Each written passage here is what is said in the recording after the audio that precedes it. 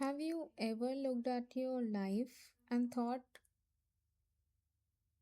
I should be further ahead by now?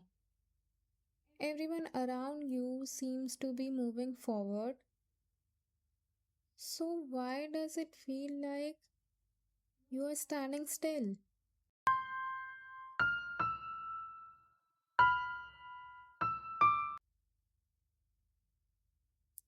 Welcome back to your safe space, Late Night Talks with Three, where we talk about the things people are too scared to admit, the unsaid thoughts, hidden struggles, and the realities of life, healing, loneliness, love, ambition, and growing up. So, there's something really strange about being in your early 20s.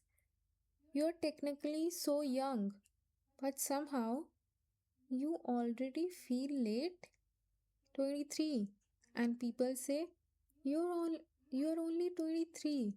You have your whole life ahead of you. And logically, yes. Of course, I know that. But emotionally, it doesn't always feel that way. Because, when you've spent years thinking about what you're going to become, and eventually reach an age where you start expecting some of those things to actually happen. You finish college, you get a job, and you think, okay, what's next? And suddenly your life becomes one giant list of things you haven't done yet. You start thinking about switching careers, learning something new, getting a better job, making more money, going back to study, building something of your own, creating something, maybe writing, maybe starting that project you've been thinking about forever. And every time you cross one thing off, three more appears. Sometimes I think the problem isn't that we're actually behind. It's that we have too many versions of our future living inside of our heads. Like, I want that successful career, I want financial independence, I want to create, travel, love, friendship, experiences, want to read books, write a book, build something that belongs to me. I want to become someone I'm proud of, and I want to enjoy being young while I'm doing all of this. But how? How are you supposed to do everything? Because nobody tells you that your 20s aren't just about choosing a career. You're also trying to figure out who you are, what you believe, what kind of people you want around you, what kind of relationship you want, what kind of life you want, what you're willing to tolerate, what you're not willing to tolerate anymore. And sometimes you're figuring all of that out while you're already exhausted.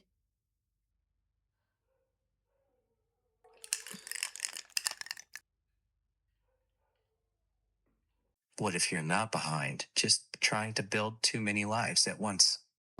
Maybe we expect ourselves to become everything all at once, and then we feel like failures when we can't. And then there's work, you get your first job, and everyone tells you, congratulations, you made it. But you haven't. Because now you are thinking about the next job, the next salary, the next skill, company, position, the next version of yourself. And suddenly you are working, commuting, working, commuting, coming home exhausted, trying to learn something after work, trying to plan your future, maintain some kind of personal life, and wondering why you are not progressing fast enough. You see someone else who started around the same time as you, and they've already somewhere you thought you'd be. And instead of being happy for them, you feel this little ache inside. Not because you hate them, not because you don't want them to succeed, but because their success reminds you of something you desperately want for yourself. And then you feel guilty for even feeling that. So you tell yourself, I should be grateful. At least I have a job. At least I'm doing something. And yes, you should be grateful for what you have. But gratitude and dissatisfaction can exist at the same time. You can appreciate where you are and still want more. Those two things don't cancel each other out. And I think that's important to say because sometimes we are afraid to admit that we are unhappy with something because we think being unhappy means ungrateful, but it doesn't. You can love your family and still want a different life. You can appreciate your job and still want a better career. You can be grateful what you have and still have dreams that haven't happened yet. Who decided that wanting more means you don't appreciate what you already have? Right, exactly. And then, especially as a woman, there's another timeline you somehow have to deal with because suddenly it's not only what you're doing with your career, it's like, are you dating? When are you getting married? What are you doing next? And everyone seems to have an opinion about where your life should be going. Like, come on, give me time to breathe. And sometimes you don't even know what you want because you've spent so much time hearing what you're supposed to want. So you start questioning your so you start questioning everything. Am I too ambitious? Or am I not ambitious enough? Should I focus on my career? Should I enjoy my youth? Should I travel, save money, study more, date, stay single? Should I build something? Or should I just get a stable job and settle down? And somehow every choice feels like you are giving up another life. That's probably one of the hardest things about your 20s. You can't live every version of yourself. There is a version of you who travels constantly, a version who becomes extremely successful, a version who falls deeply in love, a version who stays single and builds an incredible career, a version who becomes an artist, who writes a book, who starts a business, who moves away, a version who stays close to home. And you want all of them, but you are just one person. And choosing one path sometimes feel like killing all of the other possibilities. Maybe that's why we are so scared to choose. Because choosing means accepting that you can't do everything at once. And then social media. Oh god, sometimes these days I just hate social media. Honestly, sometimes I wish I could live without knowing what everyone else is doing. Because before social media, you could be 23 and confused. And you would be just 23 and confused.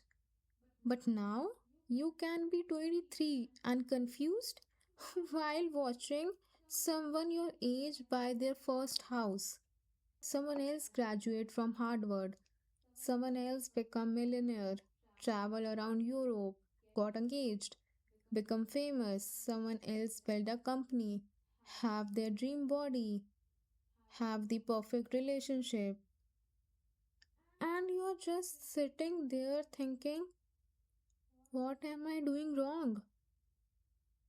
But you don't compare your entire life to their entire life. You compare your worst moments to their best moments. And that's an impossible competition. Sometimes I think the phrase falling behind is ridiculous. Like, behind what? There is no universal finish line. Nobody handed us a schedule. Nobody said by 21 you should have this, by 23 you should have that, by 25 you need to be here. We made those timelines ourselves, or society made them for us. And then we started pushing ourselves for not following them. Behind who? Seriously, behind who? Because if you really think about it, there isn't an answer. There's no person standing at the finish line waiting to tell you that you failed. It's just this imaginary timeline in our heads. And I know that's easier to say than to believe, because when you're actually struggling, you don't want someone telling you, don't worry, everything happens at the right time. Because sometimes you don't know if your right time is even coming. Sometimes you feel like you already wasted too much. Sometimes you look back at the last few years and think, where did all that time go? You remember the person you were at 18. You remember all the things you thought you'd do. And now we are older. And some of those dreams are still sitting there, waiting. And you start thinking, maybe I'm just not disciplined enough. Maybe I'm lazy. Maybe, or maybe I'm not talented enough. Maybe I wasted my chance. But maybe you were just dealing with the things that nobody could see. Maybe you were surviving. Maybe you were emotionally exhausted. Maybe you were trying to figure yourself out. Maybe you were carrying things you didn't have the words for yet.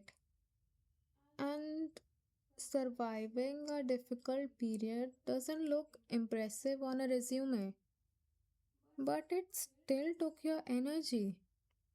I think sometimes we forgot how young we actually are because we've already experienced things that made us feel old. Like you can be 23 and feel like you've already lived 10 different lives. You've lost parts of yourself, you've changed, outgrown people, been disappointed, had your heart broken, questioned your future, worried about money, you worried about your family, questioned whether you're becoming the person you wanted to be. And then somebody says, you're still young, you're still so young. And you're like, I know, but I also feel tired. And maybe that's okay to admit. Maybe falling behind isn't always a sign that you are failing. Maybe sometimes it's a sign that you are taking a route nobody around you is taking. Maybe you are not behind. Maybe you are rebuilding. Maybe you're changing your direction. You are starting over.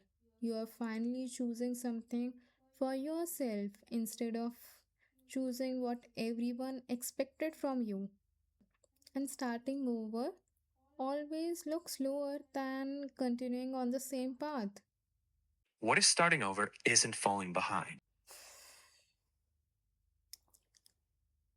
Maybe that's what I need to remember.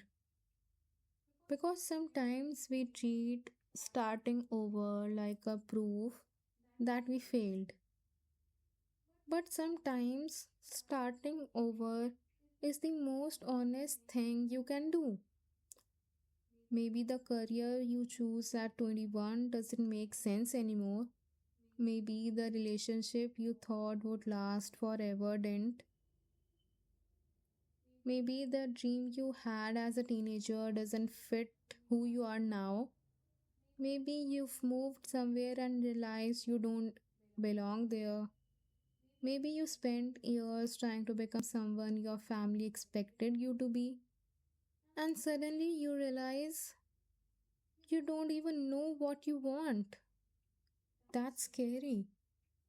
But it's also freedom because you get to choose again.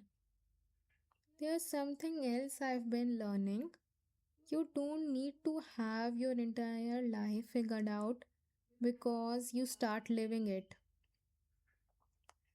Because I think that's another trap.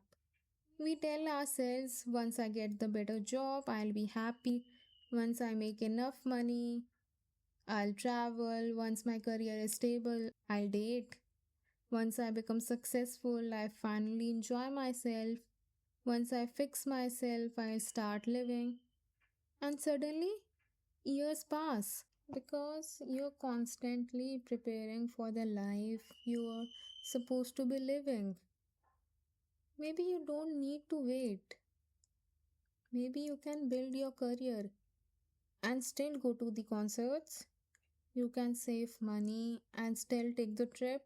You can be ambitious and still fall in love. You can work on yourself and still have fun.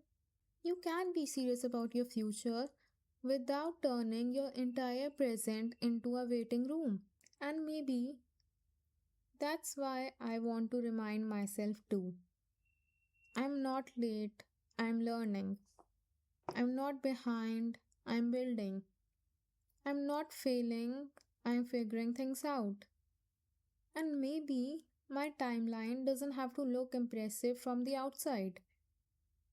Maybe it just has to feel like mine.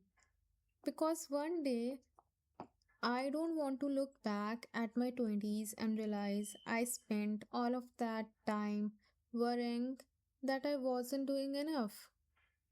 I don't want to constantly chase the next milestone and forget to notice that I'm actually living. I want to remember the little things too.